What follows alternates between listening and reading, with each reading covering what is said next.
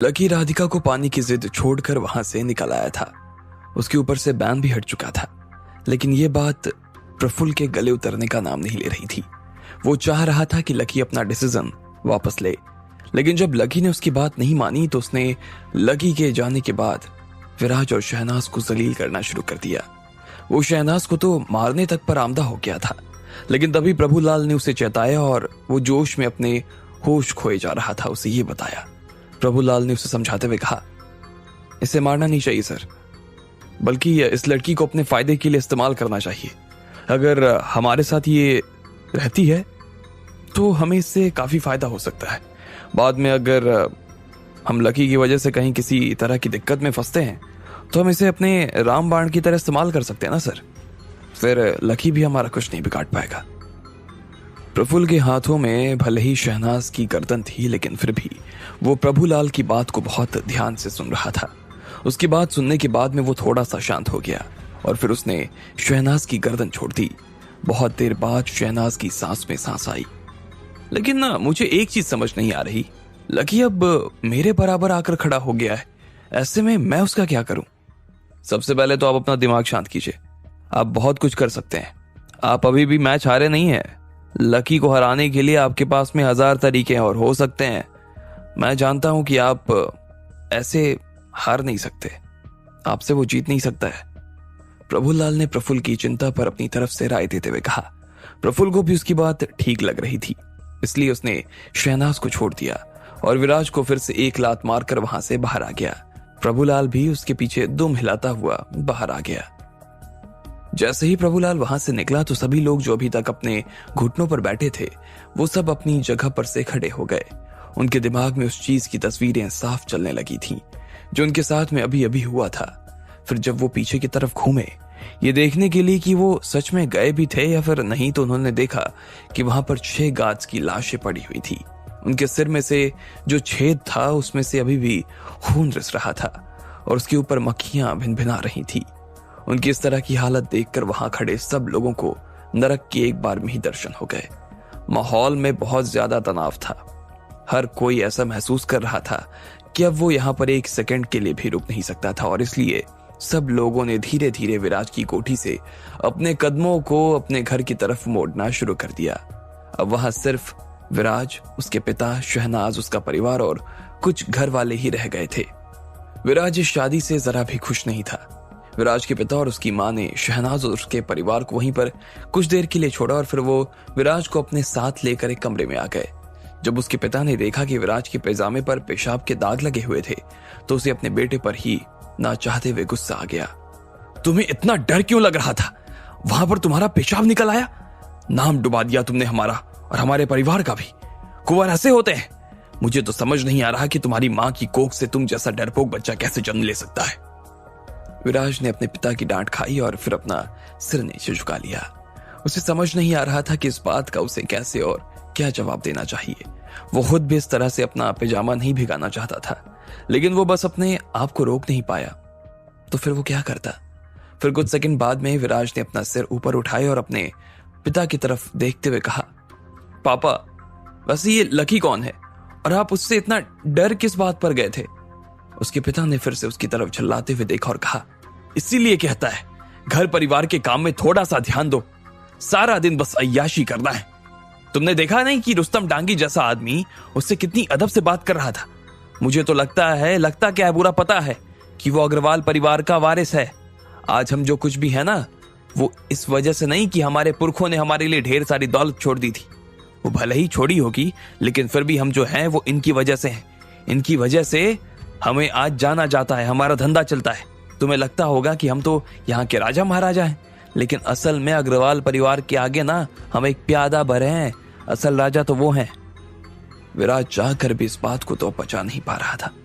उसे बड़ी हैरानी हो रही थी और उस हैरानी के साथ वो फिर से अपने पिता की ओर देखा और फिर पूछा, क्या सच में हम लोग इतने बड़े होने के बाद भी इतने छोटे लोग हैं? इनका परिवार हमारे परिवार से इतना बड़ा है क्या पापा? मुझे नहीं पता कि कितना बड़ा है, मैं इस बात का अंदाजा नहीं लगा सकता हूँ। मैंने तो बस एक बार रुस्तम जी से कहा था कि वो मुझे इनके परिवार के किसी आदमी से मिलवाएं, तो बदले में उन्होंने कहा कि हमारी इतनी औकात ही नहीं। अब सोच लो, मैं जयपुर का सबसे अमीर आदमी हूँ और खुद उनसे मिल नहीं सकता, तो फिर वो लोग कितने बड़े आदमी होंगे, उनके पास कितना सा संसाधन होगा, और उन लोगों का परिवार ही अपने आप में कितना बड़ा परिवार होगा, सोचो। फिर अचानक से विराज के पापा को शहनाज का ख्याल आया। उसका ख्याल आते ही उसकी आंखें शर्म से नीचे हो गई और उसने कहा, अब तुम्हें शहनाज के साथ जाने की ना कोई जरूरत नहीं है, ना ही तुम्हें उसके साथ सोने की जरूरत है। वो अलग अलग कमरे में सोएगी और तुम अलग कमरे में। लेकिन पापा, जैसे ही विराज ने तब कहा कि फिर से उसके पिता ने उसकी बात को बीच में काटते हुए कहा, शट अप, बिल्कुल चुप। जैसा मैं कह रहा हूं चुपचाप बिल्कुल वैसा ही कर। अगर इस बात की खबर लकी सर को लग गई ना कि तुम दोनों एक ही कमरे में सो रहे हो और उन्हें इस चीज का बुरा लग गया, तो वो इस वक्त अग्रवाल परिवार के सबसे बड़े बेटे हैं और ये बात भी तय है कि वो यहाँ के वारिस बनेंगे। ऐसे में अगर वो नाराज हो गए ना, हमारा पूरा खानदान खत्म हो जाएगा। तू अपनी हवस के लिए क्या मेरे पूरे खानदान को दांव पर लगाना चाहता है? विराज पहले ही अपने पिता की सारी बातों से बहुत परेशान हो गया था, लेकिन फिर भी उसके पास में अपने पिता की बात सुनने के अलावा तो कोई चारा भी तो नहीं था। इधर शहनाज, शिरीन, उसके पिता दर्शन उसी हॉल में विराज और उसके घर वालों का इंतजार कर रहे थे। दर्शन अपनी दोनों बेटियों की तरफ देखे जा रहा था। वो देख रहा था कि वो दोनों ठीक भी थी या नहीं। अब जाकर उसका मन थोड़ा सा शांत हुआ और उसने पूछा, ये लकी का क्या मसला है? ये तो तुम्हारे साथ में राजस्थान यूनिवर्सिटी में पढ़ाई करता था ना? शहनाज को जैसे ही ये सवाल सुनते ही होश आया और उसने हाँ में अपना सिर हिला दिया। वो देख पा रही थी कि दर्शन की आंखों में लकी के लिए बहुत सारे सवाल थे, लेकिन उससे ज्यादा शक अब शहनाज को लकी के लिए अपने मन में होने लगा। पर शक के साथ उसे लकी से और ज्यादा नफरत भी होने लगी। कहाँ तो इसी हॉल में उन दोनों की शादी होने वाली थी और कहाँ अब लकी इसी हॉल को शमशान में बदल कर चला गया। शिरीन शांति से पलंग पर बैठी हुई थी। उसका मुंह था कि खुलने का नाम नहीं ले रहा था। अब उसे इस बात की चिंता खाई जा रही थी कि लकी उससे नफरत करने लगा था। इतने में दर्शन ने देखा कि शहनाज के हाथों में वो पेंडेंट था। उसने गहरी सांस ली और फिर कहा, शहनाज, मैंने कहा था ना कि इस पेंडेंट को बाहर लेकर कभी मत आना, तो फिर तुम इसे बाहर क्यों लेकर आई? क्या जरूरत थी कि तुम इसे बाहर की तरफ लेकर आओ? तुम्हें पता है ना कि ये कितना खतरनाक है। खतरनाक है? पापा, ये सब आप क्या कह रहे हैं? ये सिर्फ एक पेंडेंट ही तो है, खतरनाक कैसे हो सकता है? ये इसमें सिर्फ एक पत्थर ही तो लगा है, शहनाज ने इधर से जवाब देते हुए कहा। लेकिन शहनाज के पिता का इस बात पर बहस करने का कोई मन नहीं था, इसलिए उसने कहा, नहीं, कुछ नहीं। शहनाज को उनका जवाब कुछ ठीक नहीं लग रहा था। एक पल के लिए उसे अपने पिता के ऊपर शक हुआ, लेकिन वो फिर शांत हो गई। इधर दर्शन को लगा कि कहीं शहनाज इसके बारे में उल्टा सीधा ना सोच ले, इसलिए उसने शहनाज को समझाते हुए कहा, देखो, बात ऐसी है कि जिन गुरुजी ने ये पेंडेंट हमें दिया था, उन्होंने कहा था कि हमें इसे सिर्फ तुम्हारे कमरे में किसी एक जगह पर छुपा कर ही रखना होगा। अगर हम इसे बाहर निकालेंगे तो हमारे लिए ढेर सारी मुसीबतें खड़ी हो जाएंगी, इसलिए मैं थोड़ा सा परेशान हो रहा था। मुझे पता है पापा, लेकिन आपको चिंता करने की जरूरत नहीं है, मैं आगे से इसे कभी बाहर नहीं लेकर आऊंगी, शहनाज ने कहा। मुझे उम्मीद है कि आगे से ऐसा कुछ नहीं करोगी तुम। शिरीन ने भी शहनाज की तरफ देखा और बुदबुदाते हुए कहा। इधर प्रफुल्ल के अंदर भी आग अभी तक शांत नहीं हुई थी। वो अपने होटल में अपने कमरे में तो आ गया, लेकिन फिर भी उसे नींद नहीं आ रही थी। उसने अपने आप को शांत करने के लिए फिर से ढेर सारा खाना मंगवाया, शराब मंगवाई और कुछ एक लड़कियां भी। वो सारी उसके कमरे में थी और उसका मनोरंजन कर रही थी। प्रफुल्ल आराम से कुर्सी पर बैठा था। उसके अगल बगल 2 लड़कियां बैठी थीं। प्रफुल्ल ने उन्हें अपनी बाहों में भर रखा था। बची 2 लड़कियां उसके घुटनों में थी और उसे ललचाई भरी नजरों से देख रही थी। प्रफुल्ल ने उनमें से एक की कमर को सहलाया और बोला, नीचे क्यों बैठी हो? चलो मुझे बिल्ली की तरह चलकर दिखाओ। अभी दिखाती हूं सर, उस लड़की ने कहा और फिर फर्श पर अपनी दोनों हथेलियां रख दी और बिल्लियों की तरह चलने लगी।